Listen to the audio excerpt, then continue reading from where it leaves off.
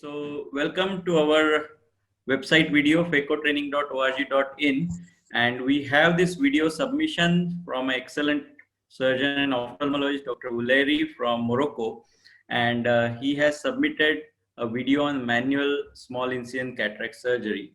So we'll just go through that video and let's discuss what things can be improved further and how the surgery went. So over to Dr. Deepak to start sharing the video, and we'll speak as the video plays. Yeah, thank you. I'll start sharing my screen here. Okay, now we have this case. Dr. Hassan from Morocco has submitted this video. I think it begins the surgery by using a superior rectus Bridal. suture. Yeah, bridal suture. Do you use it, Saurav, very often? So generally, I don't use it now. Of course, when I started doing manual SIC, I used to use it because it helps in stabilization, as you can see with this video. But over a period of time, when you know how to hold the globe stable, I think you can get away without using this superrectus bridle. I think the initial learning part, it's all right. But as soon as we get some control over our surgeries, I think we need to master to do the surgery, stabilize the globe without using the superrectus girdle, because it's quite traumatic to the superrectus conjunctiva, and incidence of ptosis is also high. And he's doing peritomy, and peritomy is slightly more bigger than what we would have liked, because 6 millimeter would be fine. Yeah, fine. So just enough for your incision so that you can see where you want to take the incision. I think that much is enough. Yes. Because more peritomy you will do, more scarring might be there in the post-operative period. So I think he's doing precisely for having good exposure when he's taking the incision, and also he's using the cautery. So I think as minimum cautery that you use is better. What do you do for your cases? Do you cauterize or you just... No, I usually don't cauterize. I ask my assistant to pour BSS over the incision. So see, the basic purpose of cautery is to help us to see well. You should find ways by which we can improve visualization without damaging the underlying structures. The cautery basically causes inflammation, and it induces astigmatism, which is probably uncontrolled over a period of time. It alters the healing mechanism of the eye. Yes. So we need to be a little bit more careful. Initial part is all right, and now he makes a groove which is absolutely perfect. The depth of the groove is extremely perfect, and he's quite experienced in that. Comment on the tunnel, please, now, Saurabh. Yeah, so he starts making the tunnel, and as you can see, he's very careful in finding the right plane, because that is, I think, the essence of making for a small incision cataract surgery, the right kind of tunnel. What he's doing is that he's making a tunnel in the sclera. So trying to find the right plane in the sclera first, and then go into the cornea. Yeah. So you can see he's very careful not to have buttonhole or not to go too deep. But here I would like to ask him to go little further into the cornea, find the right plane in the cornea here, maybe at least 1.5 millimeter into the cornea, and then while he comes back, he should cut the scleral tunnel. So that's the normal technique that we use, because cornea is a well lamellar structure, and once you find the right plane, it is easy to follow that into the sclera. So I think he is doing it other way around, which is tougher. He has done it well, but I think it is a tougher way to do it. I think maybe a little bit he's skeptical of going into the cornea and having a premature entry. That is probably the reason. But I think our advice would be try to go into the cornea first in the central part, because the lamella are much more regularly arranged here. Once you get a right plane in the cornea, then laterally extend and continue with the corneal tunnel throughout your entire width of the incision. Perfect. I think just you can pause and comment on the kind of inner entry he is trying to make. So what he has made, actually, he has a 1.5 millimeter entry at the periphery here, and another 1.5 millimeter entry at the periphery.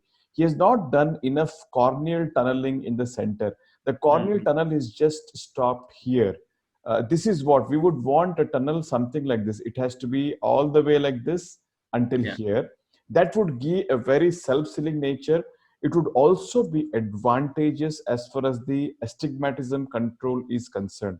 Over a period of time, we get against the rule astigmatic drift in small incision cataract surgery. And it's primarily depend upon how we construct the tunnel. So if you have a very strong valvular effect, if the inner corneal lip is 1.5 millimeter away from the limbus, all parallel to the limbus, the drift will not happen so much. It will be there, it won't be happen so much. So the astigmatism control is much better. That part is there.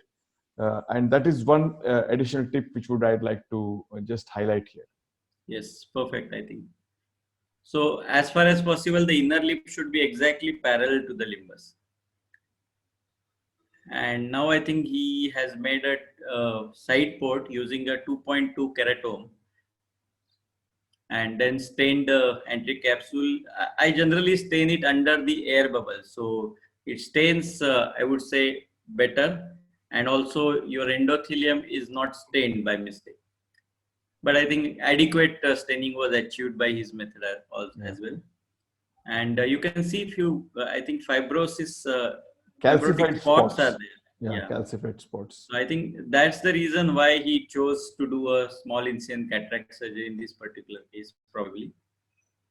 And it's a hyaluronate, I think, OVD. So that's a good choice for doing the capsulorhexis.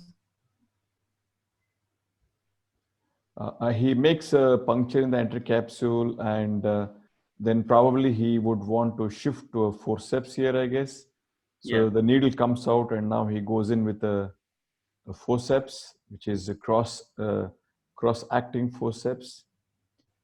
And then it's a good design of forceps, I think, because even with the movement, I think it doesn't open up the incision that much. Yeah. And he's trying to be slightly moving around the fibrotic area to achieve the rhexis. Do you think the size of the rhexis is adequate here in this case? Yeah, I think it is more than what is needed. Yeah. So around 5 to 5.5 is more than enough. But of course, if you have a larger rhexis, it's easier to prolapse the nucleus. So in the initial learning part, I think my advice would be to go in for a bigger rhexis. But as soon as you become experienced, you try to have a rhexis which is smaller than your IOL diameter, because we want a 360-degree overlap of the IOL of the rhexis margin. He has done a perfect rhexis. I think now is the time to, I think he has to make an entry into the eye. He has still not done it. Yeah. But I think he removed the OVD. That is very important before he does the rotation of the nucleus and hydro dissection. Yeah. So I think perfectly done. So you should not do hydro dissection before removing the OVD. So that's very good way. Now he is making entry, and I think this technique should be improved. Yeah, I think I just pause it here. Yeah. Let me just go back to the step again here. Unfortunately, I can't play it in a very slow motion here. We could wanted to highlight here. We just want the audience to just have a look at the way the blade is cutting here. It is coming towards the limbus. On the contrary, it has to be opposite of this. The movement has to be opposite of this. The idea is that the tunnel, what happens is the inner lip is running towards the limbus. Yeah. So we are at a risk of losing the valvular effect. We want always the incision to be parallel to the limbus. Saurabh? Yeah. So I think the basic principle is to cut while going in. So there are two parts of scleral tunnel. As we discussed earlier, when we are making the scleral tunnel initially with the crescent, idea is to go into the cornea and cut while coming out. And when you are entering, I think the idea is to cut when you are using the keratome and going in. So he's doing it exactly opposite manner. He's cutting while coming out. So I think that is going to give a kind of ragged or zigzag kind of inner incision, and which is not good for astigmatism also. And as you rightly said, sometimes it may not give you that valvular kind of closure. Yeah. See, the stability of the wound can be compromised. See, the basic idea of the creating a sclerocorneal tunnel is it has to be self-sealing. The self-sealing nature will be compromised as soon as the inner lip comes towards the limbus. The inner lip always has to run parallel to the limbus. It has to be concave. Concave as the limbus is concave towards the limbus. It has to be parallel to the limbus. That is what gives its self-sealing nature, and also the wound stability, and also better astigmatism control. So that is one area I think where things can be improved a little bit.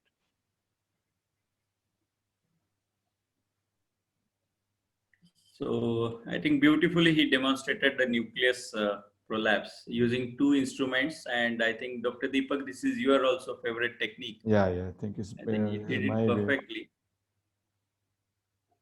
And now he's maintained the chamber using the sodium hyaluronate. It's an excellent viscoelastic to form the space. So he is pushing the posterior capsule down, and he has created enough space above the nucleus so it doesn't rub against the cornea, and the nucleus is delivered very easily. I think the scleral tunnel size is quite adequate for that nucleus. So I think in future he would like to reduce the size of the tunnel a bit to have better, lower astigmatism, or he can use more frown incision or maybe side cuts as we generally use. I think central 6 millimeter scleral tunnel followed by, if required, side cuts will be even better. And now he has shifted to automated cortex aspiration. I think this is a good idea because it gives you much stable chamber as compared to Simcoe. And he has used the 2.2 incision also to use that coaxial IA probe. So, and this is followed by IOL insertion. He is using a foldable IOL. Again, it is through the same 2.2 millimeter incision. It looks essentially like a phacosurgery except the nucleus management part. Yes. So very well done, Dr. Hassan. I think we must compliment you for excellent surgical skills, as well as thank you for submitting your video. I think those few tips that we added in the video would definitely help you as well as our colleagues all around the world to improve their surgical outcomes. And I think when doing this cortex aspiration, you can see that the scleral tunnel is good. That's why it is not leaking. So it's like a test for the tunnel also. And now he has done the hydration of the incision, and you can see there is no leak from the scleral tunnel, which is very good. And for closure of conjunctiva, he using the cautery. So yeah, I think I just want to highlight it. Don't take the conjunctiva lightly. What he's doing is taking his time to meticulously close the cover the scleral incision with the conjunctiva. Whether you do it with the cautery, with the glue, or with the suture, it's important to understand that you need to respect the tissues and close it completely, because the conjunctiva retracts sometimes. If you just drape it, sometimes the conjunctiva retracts back, and that is not a very good thing to have in the post-op period. So it's very careful and meticulous in draping the conjunctiva and cauterizing it. So ultimately, very well done, Dr. Hassan. And I think the few suggestions or observations from our side. Otherwise, you did a fantastic job. Congratulations and thank you for your submission. Excellent. He's showing the post-op results also. I think brilliant. Despite the dense cataract and calcific spots and bad cornea, probably, I think brilliant outcome for the patient. And thank you for your submission. And I appeal to all our colleagues to submit more of your surgical videos so that we can have good discussion on it, and all of us will learn along with that. So thank you so much. Thank you.